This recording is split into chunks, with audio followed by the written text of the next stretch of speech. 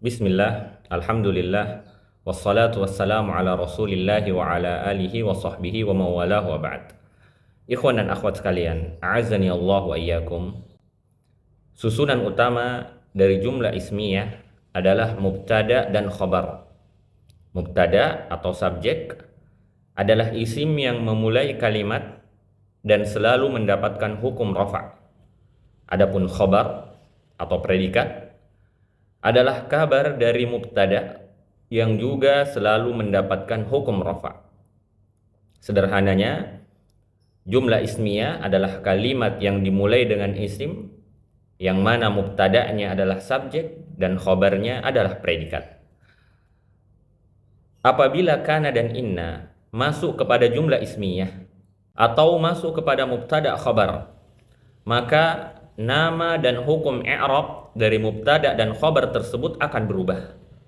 Mubtada akan menjadi isim kana atau isim inna, dan khobar akan menjadi khobar kana dan khobar inna. Bukan lagi mubtada dan khobar, tapi isim kana dan khobar kana, isim inna dan khobar inna. Ikhwan dan akhwat sekalian, azani Allah wa iyyakum. Yang pertama, kana dan kawan-kawannya. Kana yang merupakan fi'il madhi memiliki kawan-kawan atau saudara-saudara yang fungsinya sama dengan kana. Di antara saudara-saudara kana yang semuanya juga adalah fi'il adalah soro, asbaha, dhalla, laisa, dan mazala. Ini di antara saudara-saudara kana. Yang pertama, soro dan asbaha. Keduanya artinya menjadi. Kemudian dhalla artinya senantiasa. Kemudian laisa, laisa artinya bukan.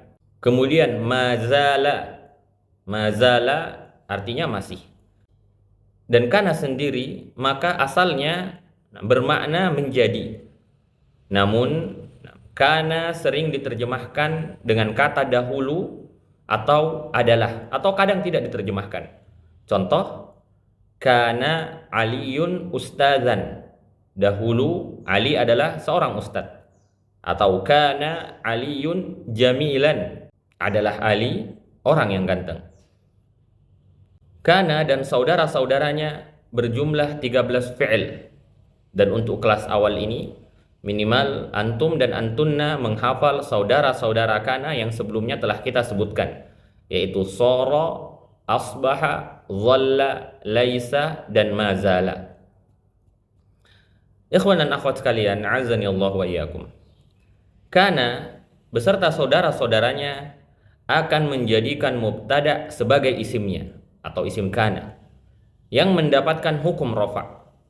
Marfu jika dia mu'rab dan fi mahalli raf'in jika mabni. Jadi mubtada akan menjadi isim kana yang mendapatkan hukum rafa', marfu atau fi mahalli raf'in. Adapun khabar, maka dia akan menjadi khabar kana yang mendapatkan hukum nasab, mansub atau fi mahalli nasbin jika mabni. Jadi mubtada akan menjadi isim kana dan khabar menjadi khabar kana.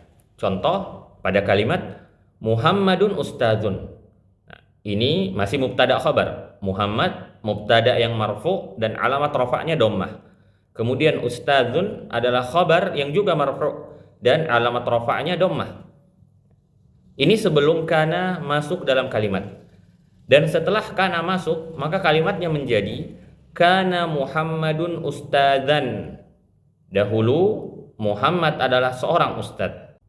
Muhammadun isim kana yang marfu dan alamat rafa'nya dhammah.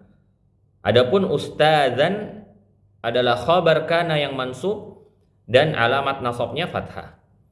Contoh lain, misalnya kita menggunakan saudara kana, yaitu soro dan laisa. Contoh, soro Muhammadun ustadzan. Muhammad telah menjadi seorang ustadz. Atau laisa Muhammadun taliban. Muhammad bukan seorang murid. Maka kata Muhammadun pada dua contoh ini merupakan isim dari soro dan isim dari laisa yang marfu dan alamat rafa'nya dhammah. Kemudian kata ustadzan dan taliban merupakan khabar. Khabar dari soro dan khabar dari laisa, yang keduanya mansub dan alamat nasabnya fathah. Soro Muhammadun ustadzan, laisa Muhammadun taliban.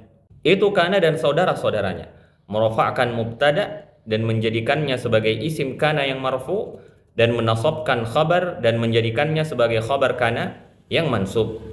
Muhammadun ustadzun menjadi kana Muhammadun ustadzan. Kemudian khabar kana sama dengan khabar dari mubtada pada sisi bahwa khabar bisa berupa jumlah atau syibhul jumlah, maka khabar kana juga bisa berupa jumlah atau syibhul jumlah. Misalnya kita katakan kana Muhammadun fis-suq, kana Muhammadun fis-suq, atau kana Muhammadun yajlisu. Fis-suq yang merupakan syibhul jumlah yang artinya di pasar, nanti fi mahalli nasbin khabar kana. Begitu juga dengan yajlisu yang merupakan jumlah fi'liyah, ketika di i'rab maka dia adalah khabar dari kana fi mahalli nasbin. Jika ini masih membingungkan maka antum lewatkan saja. Ikhwan dan akhwat sekalian, a'azzani Allah wa iyyakum. Adapun inna dan saudara-saudaranya yang merupakan harf berjumlah 6 harf. Di antaranya anna yang artinya bahwasanya, kemudian ka'anna yang artinya seakan-akan atau seolah-olah, kemudian lakinna yang artinya akan tetapi, dan beberapa harf lain. Minimal antum menghafal yang sebelumnya kita telah sebutkan. Inna dan saudara-saudaranya ketika masuk kepada mubtada dan khabar, maka dia akan menjadikan mubtada sebagai isimnya yang mendapatkan hukum nasab. Mansub jika mu'rab dan fi mahalli nasbin jika mabni. Kemudian menjadikan khabar sebagai khabarnya yang mendapatkan hukum rafa. Marfu jika mu'rab dan fi mahalli raf'in jika mabni. Mubtada menjadi isim inna dan khabar menjadi khabar inna. Contoh tadi mubtada khabarnya Muhammadun ustadzun. Muhammad adalah seorang ustadz. Ketika inna datang, maka kalimatnya menjadi inna Muhammadan ustadzun. Muhammadun menjadi Muhammadan. Inna Muhammadan ustadzun. Sesungguhnya Muhammad adalah seorang ustadz. Muhammad di sini merupakan isim inna yang mansub dan alamat nasabnya fathah. Adapun ustadzun merupakan khabar inna marfu' dan alamat rafa'nya dhammah. Atau contoh lain kita katakan ka'anna Muhammadan ustadzun, seolah-olah atau seakan-akan Muhammad adalah seorang ustadz. Maka Muhammadan di sini merupakan isim dari ka'anna mansub dan alamat nasabnya fathah, dan ustadzun merupakan khabar dari ka'anna yang marfu' dan alamat rafa'nya dhammah. Jadi inna dan kawan-kawannya menasabkan mubtada, kemudian menjadikannya sebagai isimnya dan merofakkan khabar dan menjadikan khabar itu sebagai khabarnya. Mubtada menjadi isim inna dan saudara-saudaranya, dan khabar menjadi khabar inna dan saudara-saudaranya. Muhammadun ustadzun menjadi inna Muhammadan ustadzun. Inna Muhammadan fis-suq. Inna Muhammadan yajlisu. Dan perlu dicatat bahwa kana dan saudara-saudaranya merupakan fi'il, adapun inna dan saudara-saudaranya merupakan huruf atau harf. Kemudian kana akan merofakkan mubtada dan menasabkan khabar, sedangkan inna sebaliknya, dia akan menasabkan mubtada dan merofakkan khabar. Mubtada menjadi isim kana atau inna, dan khabar akan menjadi khabar kana atau inna. Itu pembahasan kita tentang kana dan inna ketika masuk ke dalam mubtada khabar. Kita cukupkan. Wa sallallahu ala nabiyyina Muhammadin wa ala alihi wa sahbihi wa sallim.